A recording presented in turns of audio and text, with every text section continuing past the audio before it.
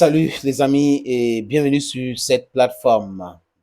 Sinato Cletus aka Jawi Moses, you're welcome on the platform.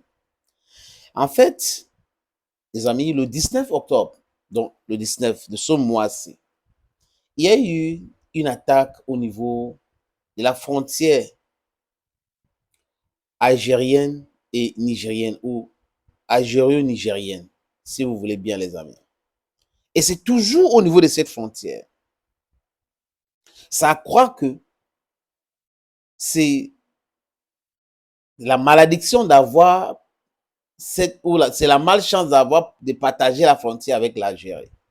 Le Mali, il y a de cela quelques mois, a subi une attaque brutale, inhumaine, criminelle, des terreaux de Jenin, des amis, financés par l'oligarchie française et occidentale, avec la complicité de l'Algérie.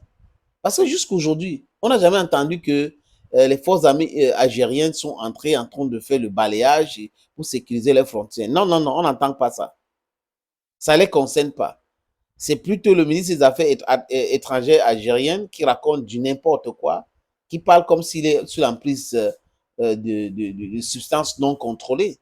D'ailleurs, le ministre de l'administration territoriale qui est au porte-parole du gouvernement lui avait rappelé à l'ordre sur les tribunes des Nations Unies lors de la 79e Assemblée générale des Nations Unies. Cette fois-ci, ce n'est pas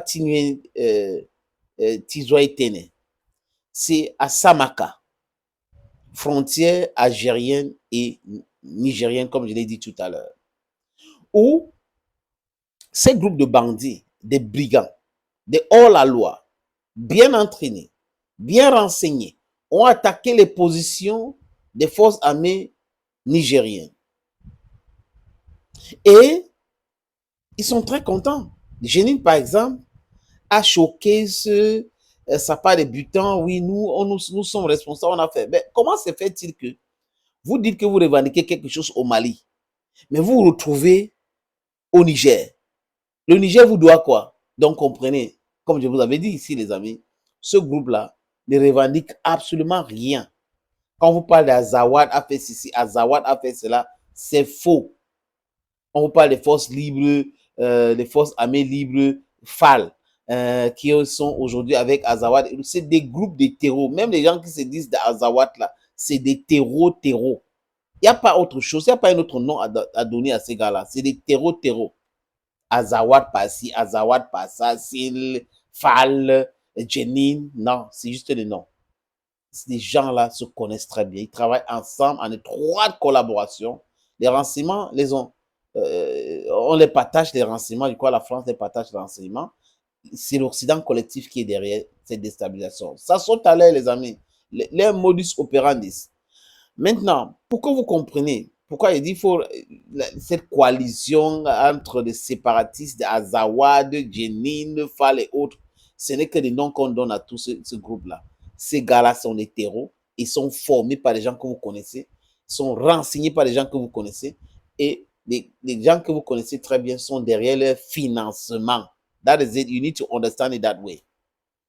Le chef des forces armées libres, c'est autre groupe des brigands, s'appelle comment? Raissa Haj Boula. Raissa Haj Boula réside actuellement, à l'heure où je vous parle là, dans quel pays, les amis? Il est dans quel pays? La France, bien sûr. Il reconnaît avoir attaqué les positions de l'armée nigérienne. Si la France était, comme elle prétend, un pays de droit, un pays de droits de l'homme, un pays qui respecte le droit international, tout de suite, la France devait arrêter Raissa Haj Boula. Mais la France ne peut pas arrêter le monsieur. Il est en France. Ils sont en train de revendiquer l'attaque sur les positions de l'armée nigérienne. Qui les donne les armes? Qui les donne le renseignement? Comment se fait-il qu'ils peuvent traverser la frontière algérienne pour entrer au Niger, attaquer les positions et repartir? S'il n'y a pas certaines élites algériennes qui sont complices, si ce n'est pas Emmanuel Macron et ses amis qui sont derrière cela, les amis. C'est clair. C'est très clair. La politique française, c'est la déstabilisation du Sahel. Depuis que la France est en déroute, hein, depuis que les 1500 soldats français ont été chassés, pourchassés, humiliés du Niger, depuis que leur ambassadeur Sylvain Itet a été humilié, copieusement humilié au Niger, depuis que Sager Satom est parti et que Orano est dans les difficultés, la France cherche par tous les moyens de déstabiliser le Sahel. Parce que dans la déstabilisation, ils vont commencer à dire oui, les Nations Unies vont intervenir, nous avons des forces qu'on peut envoyer là-bas pour mettre la sécurité. La France n'a jamais sécurisé une zone, un village, une ville en Afrique. Jamais. Quand vous voyez les gars là qui partent quelque part, sachez que c'est pour leur intérêt. Ils partent là-bas pour continuer à déstabiliser et piller ce pays et créer des tensions et menacer le gouvernement de coup d'État. C'est ce qu'ils font tous les jours. Ils pensent qu'on est dupe. Personne n'est dupe. Vous-même, vous êtes en train de périr dans votre film. Des médiocres comme ça qui se disent scénaristes. Vous écrivez des choses comme ça, vous pensez que ça va toujours prospérer? À l'époque, oui. Aujourd'hui, it's a different story. Respect Africa. Thank you, friends, and bye-bye.